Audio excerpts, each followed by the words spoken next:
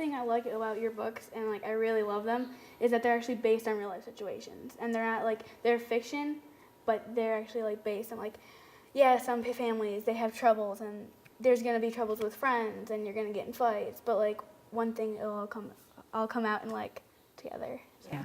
I think that's true. I would be horrible at writing fantasy books. I know that they're really popular. I was just at BEA, the big bookseller convention, and this woman came through my signing line, and she said, all you need to do is add in vampire, and you'll just be huge. And I was like, I don't know how I can put a vampire into my books. I'm not sure where they would fit exactly. And I think somebody else is doing that much better than I ever could. So. But those are the kind of books that I like. I'm attracted to real life situations. And the highest compliment that I get from girls that I meet and who email me say, this could be my school. This could be my friends. You know, this is what happened to me. And that's just the greatest praise you can get as a writer, that you're actually getting something correct and people are really connecting with it. That's the best you can hope for. Like when I read a book, I like can picture almost where it is, but it's like around my area because it's so like down to like how my life is. And I've made an active point to try to make it so the books could take place just about anywhere. So it's a high compliment too when I hear from girls in Malaysia and girls in, this is just like my school. I'm like, great, I've never been to Malaysia. Good to know. But I've made a point, in my mind, you know, the books are set in Chapel Hill where I'm from. And I always joke that if you're from Chapel Hill, or if you've been there, you will recognize certain things. But I like the fact that it could sort of be any town. I've tried to be very non-specific about things so that people can feel like it is taking place right outside their window. Are your characters just, are they based on people in your life as well? Well, I don't think necessarily based, but I definitely steal things from, and I think I've mentioned before in interviews I was doing for this book that when I started writing this book, my husband is very much into bicycles. So there's a lot of bicycles in my house, and I had this, he had built this jump park in our backyard, which was just these huge dirt jumps. So while I was writing the book, I would be sitting there and people would go flying by the window through the air on a bike. All these boys, I used to joke that it was like the Honeycomb Hideout, which is a very old dated reference, but it's just like the Playhouse, you know, all these boys every Sunday. And most of them are not boys, they're like grown men with children, you know, coming out. And so that definitely seeped in a little, and Adam in Along for the Ride. I think a lot of the Adam's mentality, if you're not falling off, you're not riding hard enough, you know, you got to get back on the bike kind of thing. That's very much based in my husband and the way that he is. So I think a lot of, I hate to say it, but you know, I met my husband in high school. So a lot of the male characters, like the most endearing things about them, I've kind of stolen from him and things that he said to me. It's true. I know. He'll hate this. He'll be like, oh, don't talk about me.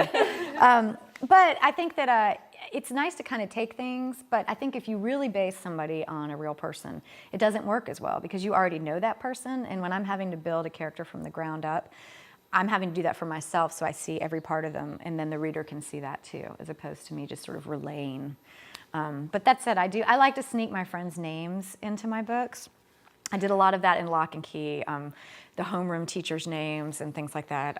The calculus teacher's name is one of my best friends, and it's just a little wink to them to thank them for. The other thing I've noticed is that you sneak in pieces from your other books too, and so it's sort of like a treat for readers who have read your past novels to pick up on. Like for example, Clementine's gets in the new jewelry that we learned about in Lock and Key. I loved that. Yeah, and that's just a really way to thank all of the readers who have been with me and have read all the books and love them so much. And also that I get asked about sequels all the time, because I think particularly with the teen market, there are a lot of sequels, and people have wanted sequels to every book. Oh, are you going to do a sequel? And I don't really want to, because like I said, I like to think that I left everybody exactly where they're supposed to be.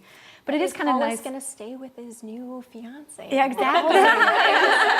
Exactly. And so I always feel like by bringing people back, like in Just Listen, I had Macy and Wes from The Truth About Forever in the World of Waffles. So you know they're still together, they're happy, you know that various things are happening. And it's just a way of sort of interlocking and reminding people of the other books and thanking them for paying attention. And it kind of reminds us that like all our lives are linked together in some way, you know. You can just have that connection to everybody. Well, and I always think that I'm being really sneaky about all of the little things. And I remember with Just Listen, I was like, I've been so sneaky. No one's going to catch all of these. And the day the book came out up on the internet, some girl was like, found them all, listed them off. I was like, you know, and they even find, the readers are so great, they even find things that I didn't do intentionally. like there was a black car that showed up in Just Listen, and somebody said, "Oh, that's Rogerson from Dreamland." And I thought, ooh, no, but okay, yeah, sure. You know, you sort of think, wow, they're even thinking further ahead than I am. Is it hard to keep track of everything? It is and it isn't. I mean, I think it's hard for me to remember what I put. I remember the necklaces from Clementine's, and there are a couple of other little things that I put in. I think with this one, it was a little bit harder because it was set in Colby instead of in Lakeview.